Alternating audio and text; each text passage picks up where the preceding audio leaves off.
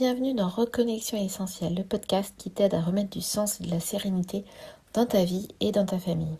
Je suis Stéphanie Vincent, coach et maman de 6 enfants. Tu donnes tout le temps, et pourtant tu sens qu'il manque quelque chose. Ici, c'est ta pause. Un moment pour souffler, te recentrer, retrouver ce qui fait sens. Chaque semaine, on explore ensemble tes essentiels, avec des mots simples, des images concrètes et des petits pas pour avancer. Parce que l'idée, ce n'est pas juste comprendre, c'est ressentir et oser des choix plus alignés. Alors, respire un bon coup, prête, on y va. Je suis ravie de t'accueillir aujourd'hui pour parler encore des valeurs, faire un peu le point sur les valeurs que tu as commencé à mettre en lumière. Dans les épisodes précédents, on a fait des petits exercices pour savoir quelles étaient nos valeurs, celles qui nous venaient à l'esprit, les mettre de façon visible sur un petit objet pour les voir tous les jours pendant une semaine et se dire qu'est-ce que ça provoque chez moi. Et c'est vraiment moi ce que j'ai fait et ce qui a évolué pendant un peu plus qu'une semaine. Et aujourd'hui, je vais te parler de ce que j'ai constaté en fait. J'ai constaté en fait de ce que j'avais mis. Il y avait vraiment des valeurs qui me venaient du cœur, du fond du cœur. Donc des valeurs de cœur, mes valeurs un peu phares, les plus importantes, authentiques, vraiment intrinsèques à moi. Et je te propose aujourd'hui de différencier entre ces valeurs-là et des valeurs de surface, des valeurs héritées. C'est celles un peu qu'on garde, qu'on croit devoir incarner, on en est conscient ou pas, parce qu'en fait elles ont été transmises ou imposées. Donc dans 3 parties, je vais te parler, rappeler un peu ce qu'est une valeur et en fait un peu distinguer ces 3 types de valeurs. Pourquoi c'est important de les différencier. Et enfin des petits exercices un peu pour démêler tout ça. Alors qu'est-ce qu'une valeur ? Alors une valeur, c'est vraiment, on avait dit, ce qui guide tes choix et donne du sens à ta vie, ce qui est vraiment important pour toi. Mais attention, il existe des valeurs héritées. Les valeurs héritées, ce sont des valeurs que tu as adoptées parce qu'elles viennent de ta famille, ton éducation, ta culture, ton environnement, la société, ta société, ton école, même la faculté, les écoles où tu es passé. Ou bien ce qu'on attend de toi, dans ton entourage, personnel, proche, donc plus ou moins, et professionnel. Parfois, on porte ces valeurs sans s'en rendre compte, par habitude ou par obligation. Par exemple, devoir être parfait, parfaite, plaire aux autres, ne jamais faillir. Bon, ça, je pense qu'il y en a souvent qui ont ces valeurs-là. Et les impacts possibles, ça va être du stress, un sentiment d'épuisement, un décalage intérieur entre ce qu'on perçoit de nous et ce qu'on est réellement. Ensuite, les valeurs de surface ou secondaires. Je les appelle comme ça parce qu'en fait, c'est des valeurs qui ont pu être essentielles à une période, donc qui étaient vraiment nos valeurs de cœur à une période, mais qui ne le sont plus forcément au moment T, donc à l'instant. Et donc, les valeurs de cœur profondes, les valeurs un peu phares, là, celles qui vont vraiment nous orienter en ce moment, celles qui sont vraiment stables, qui te font vibrer, qui te nourrissent durablement, qui viennent vraiment de toi. Mais comment les reconnaître ? En fait, elles suscitent en toi de la joie, un apaisement, une vraie paix intérieure et aussi une motivation profonde, une envie de passer à l'action. Exemple, des valeurs de liberté, de bienveillance, d'authenticité, de croissance, etc. Pourquoi différencier ces valeurs ? Avant tout, pourquoi c'est important de les distinguer ? Déjà, pour vivre en cohérence avec toi-même. Je parlais tout à l'heure du décalage qu'on peut avoir entre ce qu'on perçoit de soi et ce qu'on est vraiment réellement. Ensuite, pour libérer la charge mentale, il y a des valeurs que tu crois devoir porter, que tu portes encore, mais qui ne te correspondent pas ou qui ne te correspondent plus. et pour commencer à voir ce que tu as vraiment besoin de nourrir en toi. Moi, ça a été vraiment essentiel de me reconnecter à mes vraies valeurs, d'aller creuser plus profond, parce que je sentais que je portais beaucoup de choses. Je portais des choses qui étaient importantes pour mes parents, que je trouve importantes d'inclure du coup dans ma vie, dans ma nouvelle famille, etc. Et ça peut m'amener à porter aussi des peurs en fait qui venaient de mes parents. Parce que par exemple, ils n'ont pas la même valeur famille que moi, ils ont la valeur famille, mais ils ont vraiment besoin d'accorder du temps à chaque enfant. Ils ont des peurs par rapport à moi, ma famille nombreuse, que j'ai pas assez de temps pour chaque enfant. Donc en fait, ils ont vraiment tiqué, ils ont vraiment mal pris quand j'ai annoncé ma troisième grossesse. C'était que le troisième enfant, maintenant j'en ai 6, alors vous imaginez bien que ça a été un peu difficile d'annoncer les suivantes. Donc en fait, voilà, des fois, ça peut être simplement que notre valeur n'est pas exactement la même. On a la même valeur famille, même valeur de soutien, d'être présent à l'autre, de moments de qualité, d'amour, etc. Mais on va pas la percevoir différemment. Nous, avec mon mari, elle est vraiment liée à une ouverture à la vie, au bienfait aussi de la famille nombreuse, de l'interaction aussi, des enfants proches.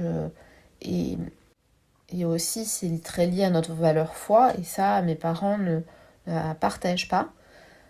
Donc en fait, il y a une influence aussi entre les valeurs qui font que ça évolue, nos valeurs d'enfance évoluent. Donc j'ai vraiment eu besoin de faire ce tri pour me libérer en fait de ce que je gardais un peu dans mes valeurs des choses du passé. Pour vraiment enlever cette charge mentale, enlever les to-do list ou les peurs associées. Il faut être comme ci, il faut être comme ça pour respecter telle valeur, pour pouvoir nourrir cette valeur et être en fait en accord avec soi.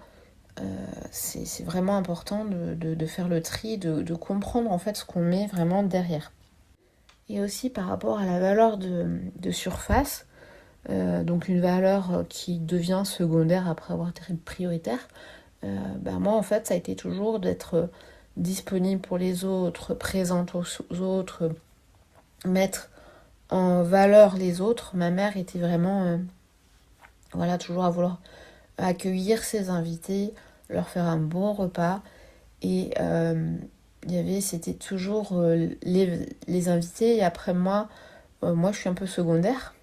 Donc, mais c'était parce que c'était une bienveillance envers les invités. Et en fait, dès que les invités disaient « Ah, c'était bon ton repas, merci beaucoup » et tout ça, elle avait tendance à amoindrir en fait ses réussites et à dire « Oh non, mais là, c'était pas ce qui était prévu » ou « C'est un peu trop cuit » ou j'ai un petit peu raté le dessert et tout ça. Mais en fait, les gens, ils ont juste apprécié, ils ont juste voulu faire un compliment.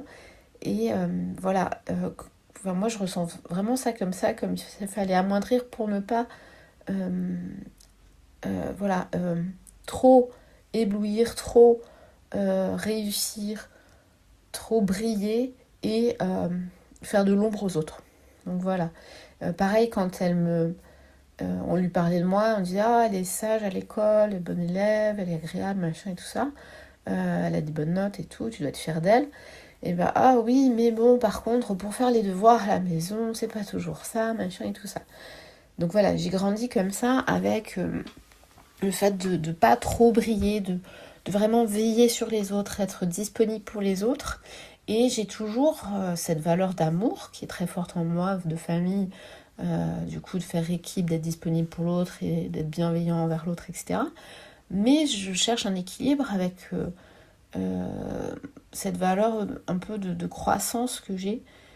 J'ai envie de m'épanouir, l'épanouissement, de briller, mais simplement pour emmener les autres avec moi, pour les faire briller eux aussi, et pas leur faire de l'ombre. De garder ma juste place, mais sans m'amoindrir ou sans amoindrir mes enfants, parce que j'ai remarqué que je commençais à le faire, je commençais à reproduire ça.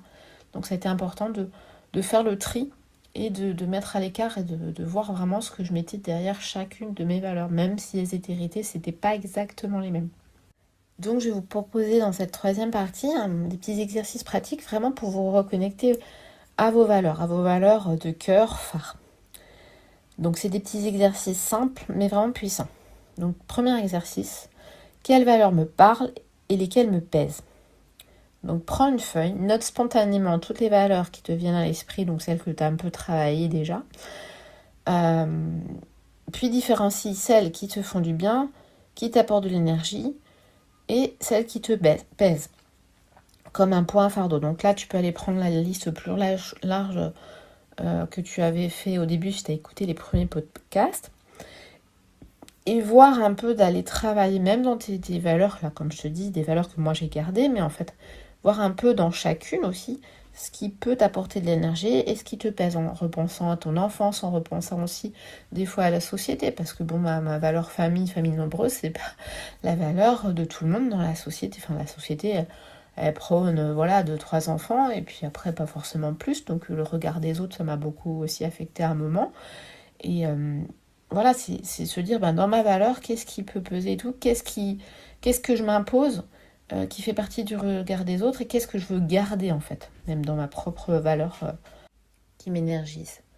Donc moi, par rapport à cette valeur famille, ça a été de faire confiance en la vie, d'avoir foi, moi j'ai foi en Dieu, mais aussi d'avoir foi en la vie et en l'avenir, d'être assez positive, et de ne pas avoir peur de tout, et de prévoir tout, et d'avoir l'argent pour tout, etc. Bon, d'être quand même économe, etc. Mais voilà, d'avoir une valeur sécurité qui n'est pas la même que celle de mes parents. Voilà. Donc quelles seraient les valeurs qui te parlent et celles qui te pèsent. Vraiment celles que tu font du bien, de l'énergie, celles qui te pèsent.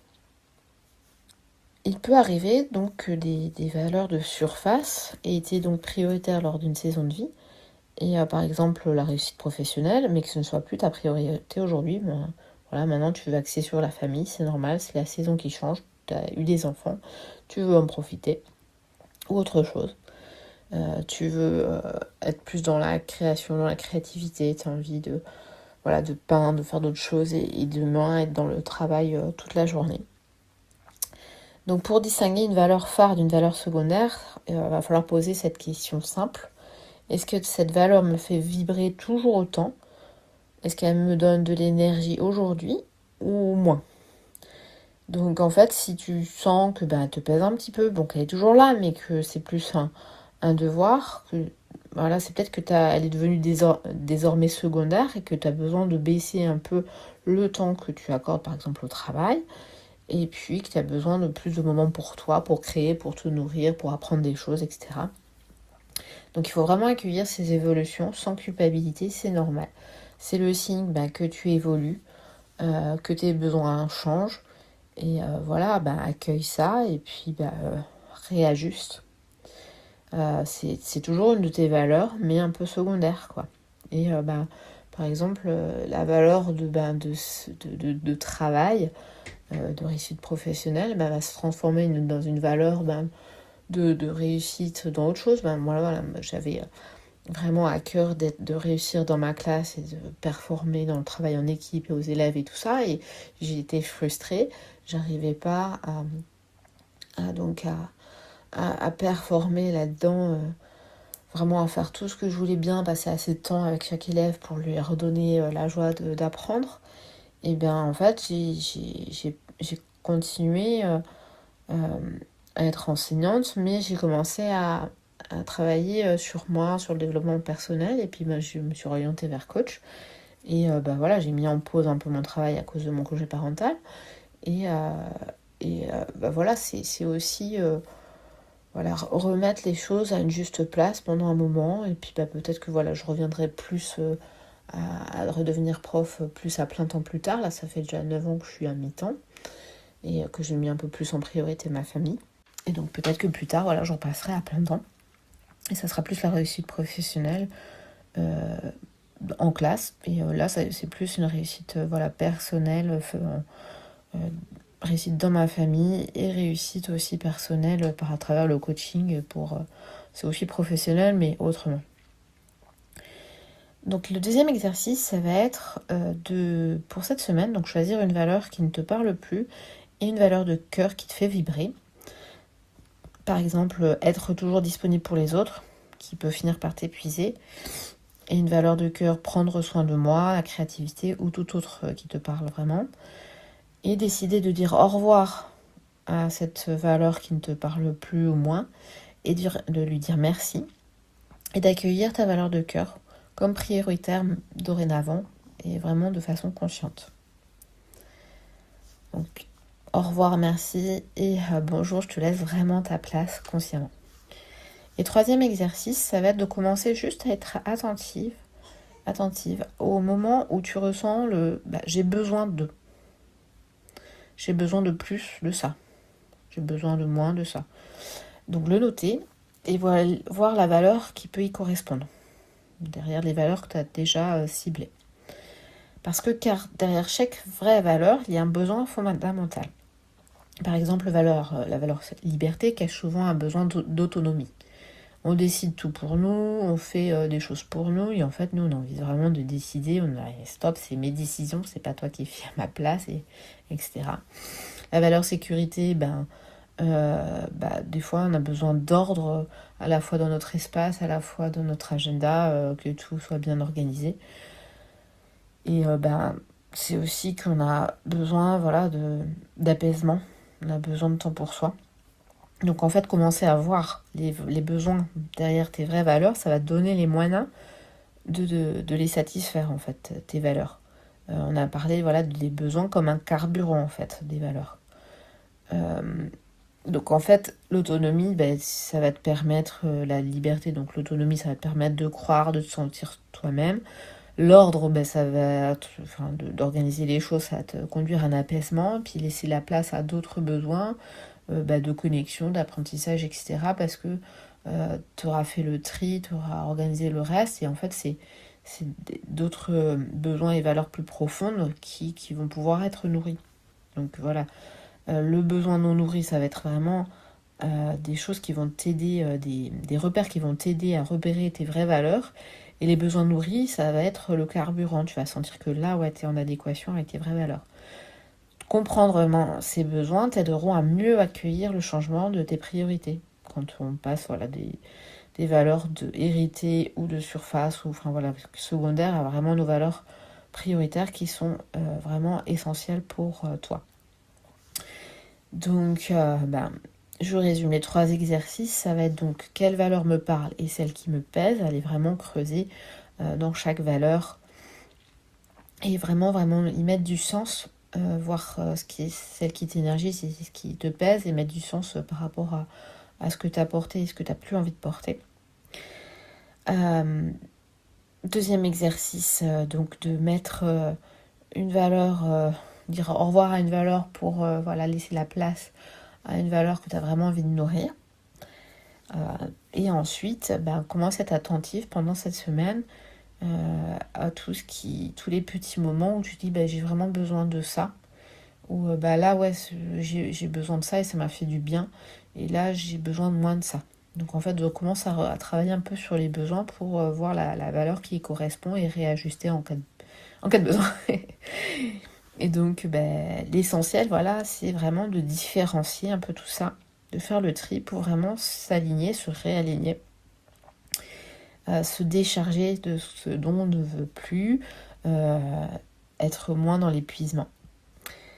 Et je t'encourage vraiment à continuer ce travail d'écoute intérieure, même plusieurs fois, avec bienveillance vraiment et curiosité. Dans les prochains épisodes, tu l'auras compris, on va parler des besoins, vraiment un vrai carburant de ta vitalité, parce que quand tu t'écoutes vraiment, ton énergie change. Merci d'avoir pris le temps pour toi aujourd'hui. Je t'invite à partager ce podcast, à t'abonner et même à me faire des retours, me poser des questions si le cœur t'en dit. À bientôt.